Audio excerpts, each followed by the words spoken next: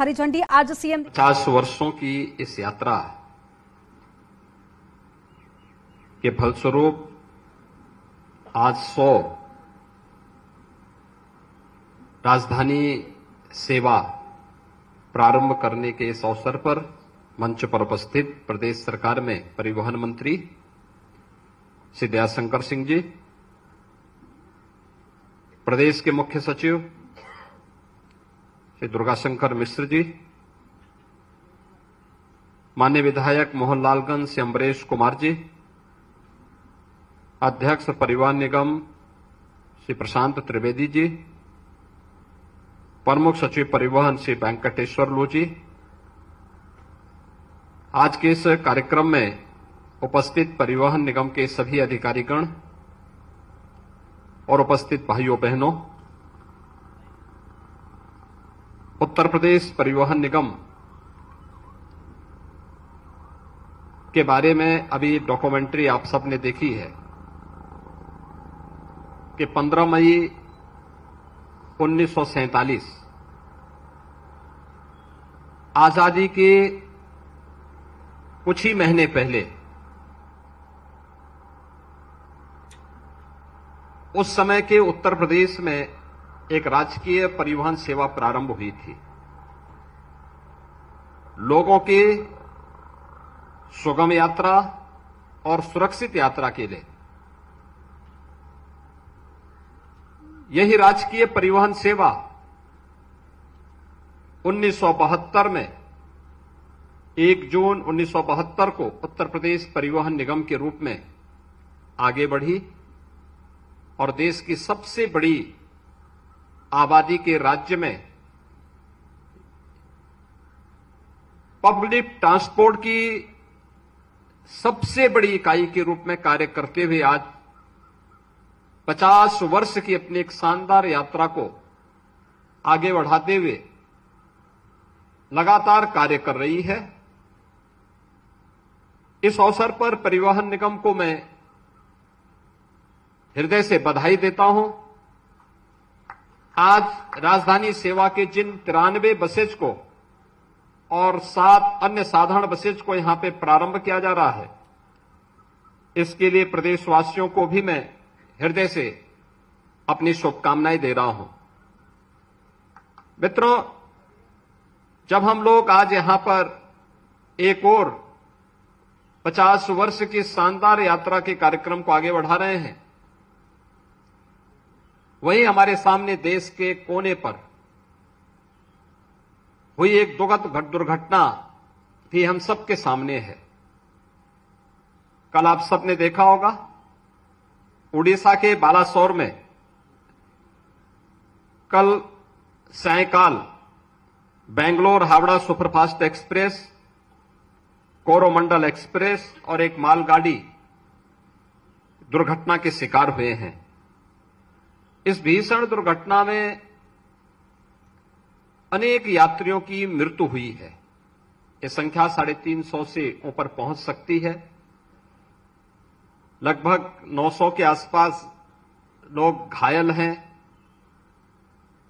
जिन लोगों ने अपने परिजनों को खोया है, उन सब के प्रति मैं उत्तर प्रदेश शासन की ओर से, उत्तर प्रदेश की जनता की ओर से अपनी संवेदना व्यक्त करता हूं। जो लोग इस दुर्घटना में गंभीर रूप से घायल हुए हैं, उनके शीघ्र स्वस्थ होने की कामना भी करता हूं। सुगम यात्रा और सुरक्षित यात्रा ये हर नागरिक का अधिकार है और ये सरकार का दायित्व बनता है कि जिस विश्वास के साथ वह यात्रा एक पैसेंजर करता है, हमें उस पैसेंजर के उस अधिकार को अपने कर्तव्यों का ईमानदारी पूर्वक निर्वहन करते हुए करना चाहिए। हम सबके सामने सड़क दुर्घटना से होने वाली मौतों के आंकड़े अत्यंत भयावह हैं। अगर 1 वर्ष के अंदर मैं उत्तर प्रदेश के ही आंकड़ों को प्रस्तुत करूं तो अत्यंत भयानक दृश्य हम सबके सामने प्रस्तुत करते हैं। मैं दुनिया की सबसे बड़ी महामारी के खिलाफ हम लोगों ने प्रधानमंत्री मोदी जी के नेतृत्व में एक लड़ाई लड़ी। कोरोना महामारी के खिलाफ जो हमारी लड़ाई चल रही थी, दुनिया पस्त थी, अस्त व्यस्त थी। उस सब के बावजूद कोरोना जैसी महामारी को न्यूनतम स्तर पर लाने, जन धन की हानि को रोकने में काफी सफलता प्राप्त हुई। कारण था देश की लीडरशिप। प्रधानमंत्री मोदी जी के नेतृत्व में पूरा देश एकजुट होकर के इस महामारी के खिलाफ लड़ा। परिणाम हम सबके सामने था। और जब आंकड़े हमारे सामने आते हैं तो उत्तर प्रदेश के अंदर हम लोगों ने भारत सरकार के साथ मिलकर के सभी कार्यक्रम ईमानदारी के साथ प्रभावी ढंग से लागू करने के कार्य तो किए। फ्री में टेस्ट की व्यवस्था, फ्री में उपचार की व्यवस्था, डोर टू डोर कैंपेन करके स्क्रीनिंग की व्यवस्था, जिन लोगों का रोजगार छीन गया था उन्हें रोजगार उपलब्ध करवाने का कार्य, ये सभी कार्यक्रम प्रभावी ढंग से बढ़े और परिणाम था मृत्यु दर न्यूनतम स्तर पर लाने में सफलता प्राप्त हुई। जो भी किसी बीमारी से, खासतौर पर कोरोना जैसी महामारी से जिन लोगों ने अपने परिजनों को खोया है, वो दुखद है। उन सब के प्रति हमारी संवेदनाएं हैं। लेकिन 3 वर्ष में कोरोना जैसी महामारी से जितनी जानें नहीं गई, अगर मैं उत्तर प्रदेश के ही आंकड़ों को देखूंगा तो उत्तर प्रदेश में उससे ज्यादा मौतें एक वर्ष में सड़क दुर्घटनाओं में होती हैं। सड़क दुर्घटना ओवर स्पीडिंग के कारण, सड़क इंजीनियरिंग की किसी फॉल्ट के नाते, या सड़क के लिए जो एक नियम बनाए गए हैं, जब कोई इसे ओवररूल करता है तो दुर्घटना होती है, किसी मासूम की जान जाती है। हम सब के लिए यह न केवल यह एक चेतावनी है बल्कि एक चिंता का विषय भी होना चाहिए। व्यापक जागरूकता से, सड़क के लिए निर्धारित नियमों का पालन करने से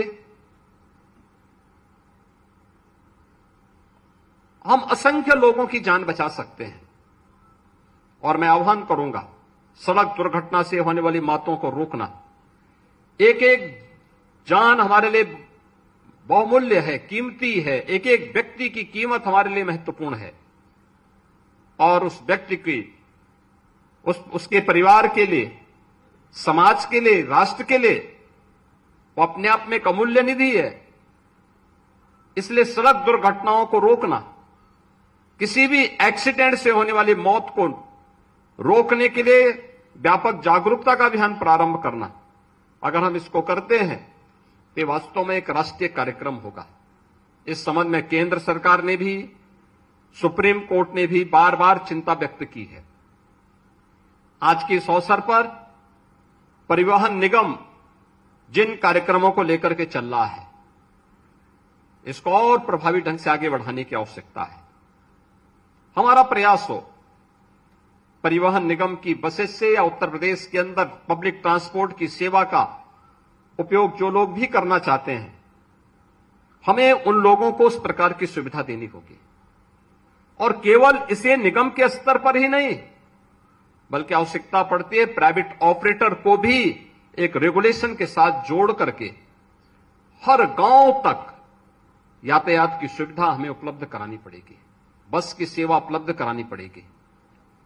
अगर हम हर गांव तक ये सुविधा उपलब्ध कराएंगे तो लोगों के लिए आसान होगा। पब्लिक ट्रांसपोर्ट का लोग उपयोग करेंगे।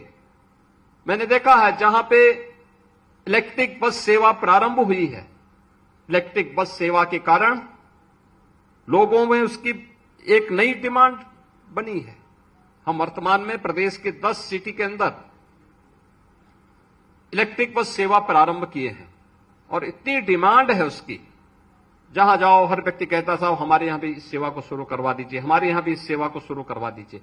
एक बहुत सकारात्मक भाव है और इसीलिए मैं आज के इस अवसर पर इस बात को कहूंगा, समय आ गया है, बस स्टेशन अच्छे हों, सुरक्षित हों, हमारी बस की ये सेवा लोगों की डिमांड के अनुरूप हो। आवश्यक नहीं कि इसमें हम सरकार से पैसा लेकर के ही परिवहन निगम में बस का बेड़े को हम बड़ा करने का प्रयास करें।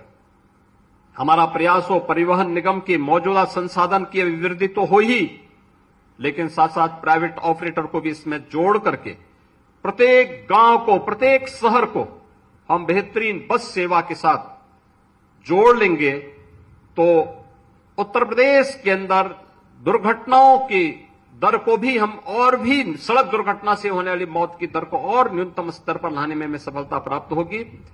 एक बार फिर से मैं परिवहन निगम को 50 वर्ष की शानदार यात्रा के लिए हृदय से बधाई देता हूं।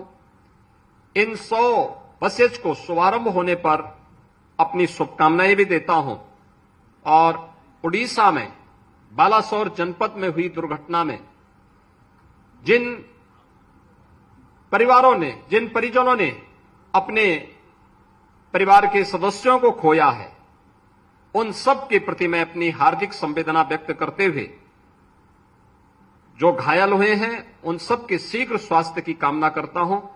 धन्यवाद। जय हिंद।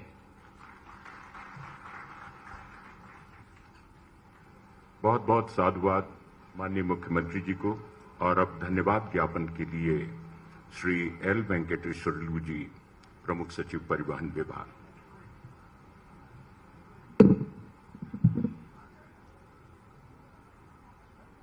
सभी सम्मानित महानुभाव,